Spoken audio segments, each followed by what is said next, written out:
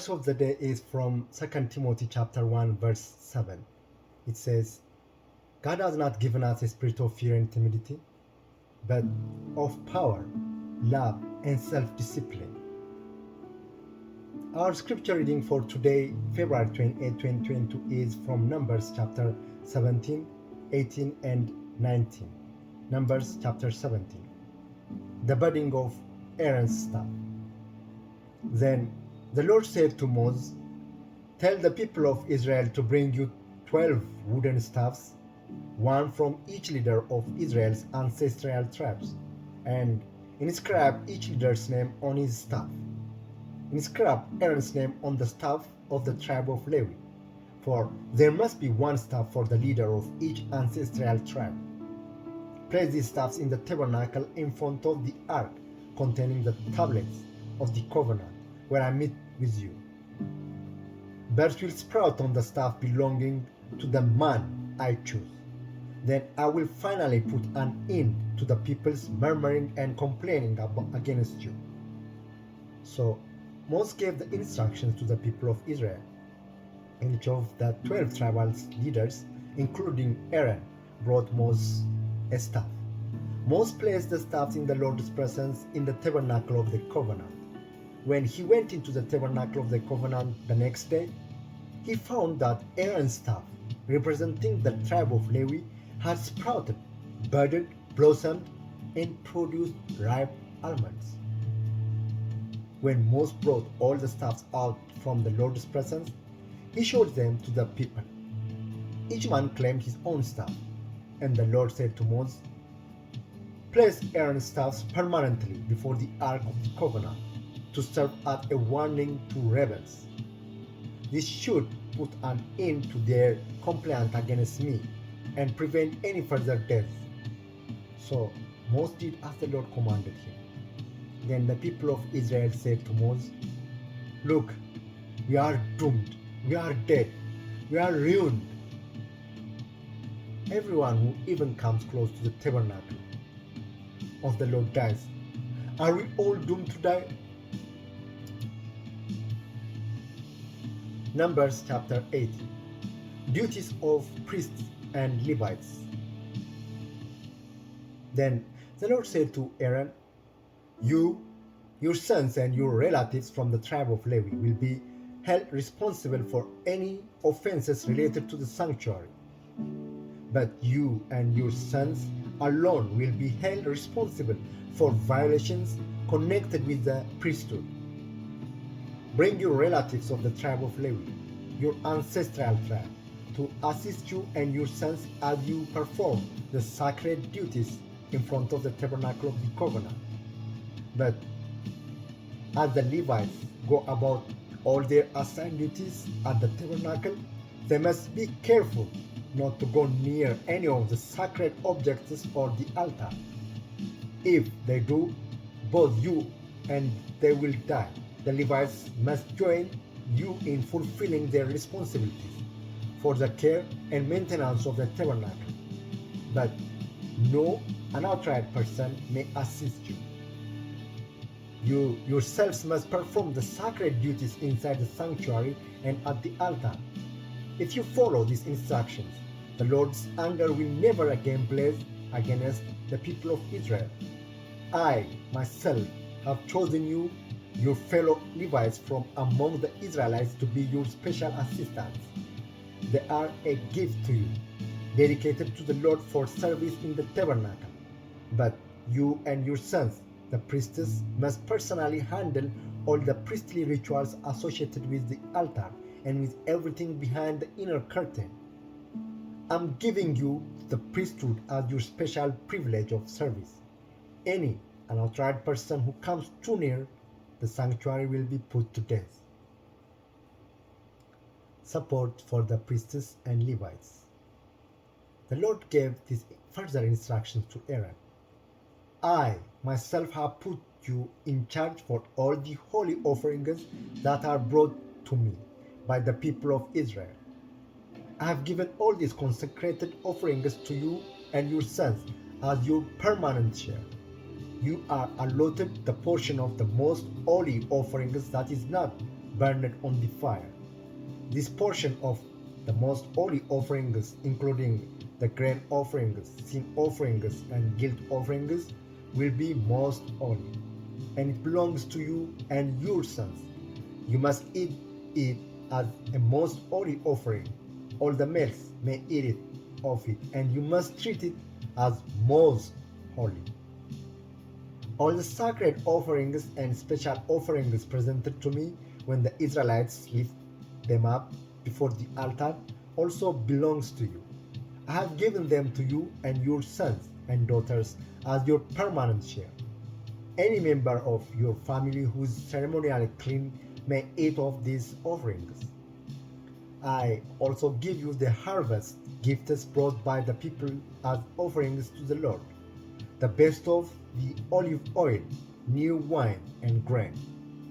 All the first crops of their land that the people present to the Lord belongs to you. Any member of your family who is ceremonially clean may eat this food. Everything in Israel that is specially set apart for the Lord also belongs to you. The firstborn of every mother, whether human or animal, that is offered to the Lord will be yours. But you must always redeem your firstborn sons and the firstborn of ceremonially unclean animals.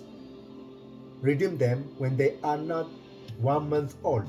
The redemption price is 5 pieces of silver, as measured by the weight of the sanctuary shekel, which equals 20 gerahs.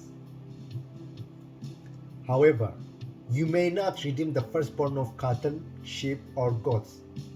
They are holy and have been set apart for the Lord. Sprinkle their blood on the altar and burn their fat as a special gift, a pleasing aroma to the Lord.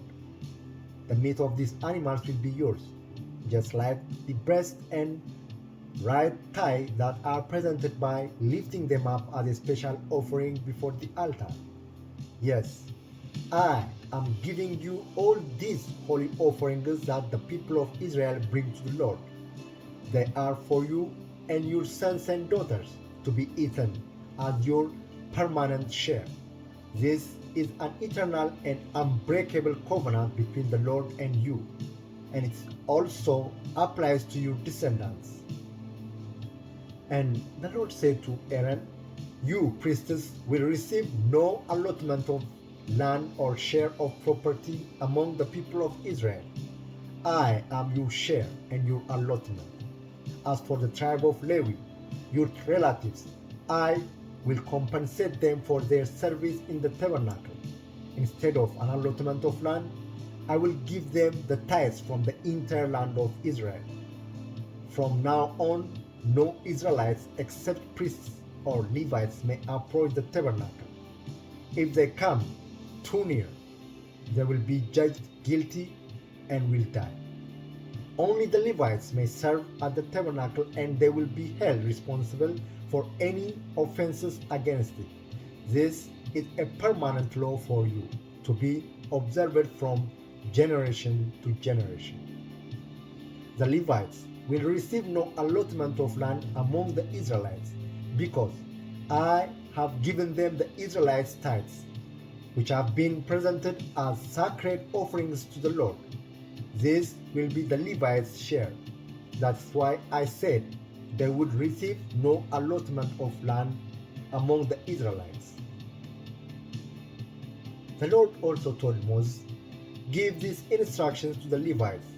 When you receive from the people of Israel the tithes I have assigned as your allotment, give a tenth of the tithes you receive, a tithe of the tithe, to the Lord as a sacred offering. The Lord will consider this offering to be your harvest offering, as though it were the first grain from your own threshing floor, or wine from your own winepress. You must present 1/10 of the tithe received from the Israelite as a sacred offering to the Lord. This is the Lord's sacred portion, and you must present it to Aaron the priest. Be sure to give to the Lord the best portion of the gifts given to you. Also, give these instructions to the Levites. When you present the best part of your offering, it will be considered as though it came from your own threshing floor or winepress. You Levites and your family may eat this food anywhere you wish, for it is your compensation for serving in the tabernacle. You will not be considered guilty for accepting the Lord's tithes if you give the best portion to the priests. But be careful not to treat the holy gifts of the people of Israel as though they were common. If you do, you will die.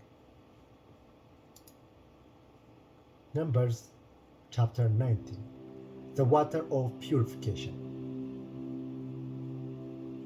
The Lord said to Moses and Aaron, "Here is another legal requirement commanded by the Lord.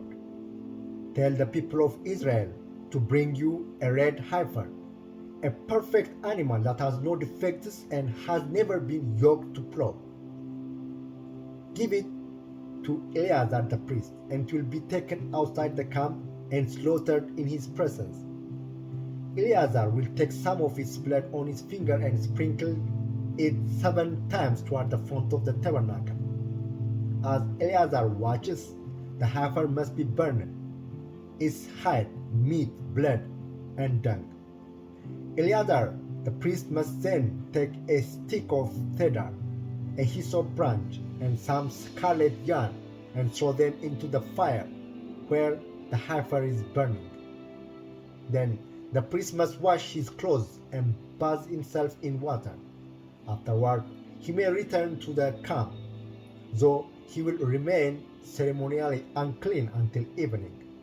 The man who burns the animal must also wash his clothes and bathe himself in water, and he too will remain unclean until evening.